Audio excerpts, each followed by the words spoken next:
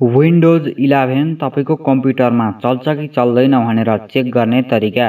यदि तपाईले यसबारे जान्न चाहनुहुन्छ भने भिडियोलाई पुरा हेर्नुहोस्। च्यानललाई सब्स्क्राइब गरेर अल नोटिफिकेसनमा क्लिक गर्नुहोस्। भिडियो सुरु गरौँ। यदि तपाईले आफ्नो कम्प्युटरमा विन्डोज 11 लाई इन्स्टल गर्न चाहनुहुन्छ र विन्डोज 11 ले तपाईको कम्प्युटरमा सपोर्ट गर्छ कि गर्दैन भनेर चेक गर्न चाहनुहुन्छ भने तपाईहरुले एउटा माइक्रोसफ्टले अफिसियल्ली प्रोवाइड गरेको सफ्टवेयरलाई डाउनलोड गरेर आफ्नो कम्प्युटरमा इन्स्टल गर्नुपर्ने हुन्छ र त्यसको मद्दतबाट तपाईको कम्प्युटरमा विन्डोज 11 चल्छ कि चल्दैन भनेर चेक गर्नुपर्ने हुन्छ।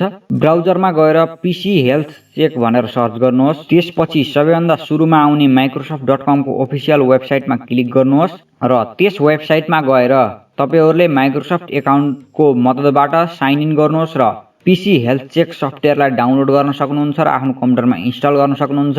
अथवा तपाईहरु aka.ms/getPCHealthCheck एप भन्ने तलपट्टि रहेको अर्को लिंकमा क्लिक गरेर पनि डाइरेक्ट पीसी हेल्थ चेक सफ्टवेयरलाई डाउनलोड गर्न सक्नुहुन्छ।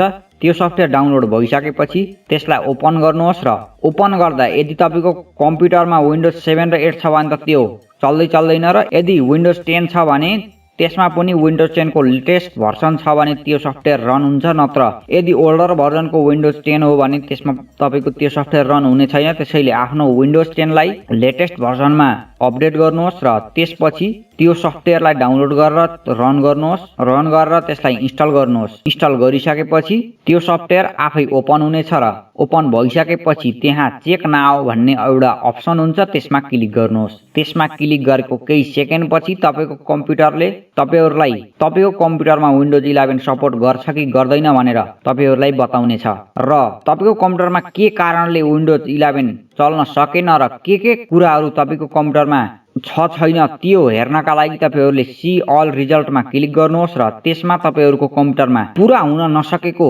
रिक्वायरमेन्टको बारेमा तपाईले थाहा पाउन सक्नुहुन्छ। र मेरोमा सेक्युर बुट, टीपीएम र प्रोसेसरले मेरो विन्डोज 11 सपोर्ट इन्स्टल गर्नका लागि सपोर्ट गरेको छैन। माइक्रोसफ्टको यो लेटेस्ट भर्जनको पीसी हेल्थ चेक एप भएकाले यसले तपाईको कम्प्युटरमा टीपीएम र सेक्युर बुट यदि डिसेबल छ भने पनि त्यसबारे पनि तपाईलाई त्यहाँ जानकारी दिनेछ र तपाईहरुले यदि डिसेबल छ भने त्यसलाई बायोसमा गएर अन गर्न पनि सक्नुहुनेछ। र यदि तपाईकोमा विन्डोज 11 ले सपोर्ट गरेन र तपाईले आफ्नो कम्प्युटरमा बाइपास गरेर इन्स्टल गर्न चाहनुहुन्छ भने त्यसका बारेमा पनि मैले भिडियो बनाएको छु र लिंक डिस्क्रिप्सनमा छ, गएर हेर्नु होला। यस्तै भिडियो हेर्नका लागि च्यानललाई सब्स्क्राइब गर्नुहोस्। भिडियो मन परे लाइक गर्नुहोस्। मनमा कुनै प्रश्न छ भने कमेन्ट गर्नुहोस्। धन्यवाद। फेरि अर्को भिडियोमा भेटौँला।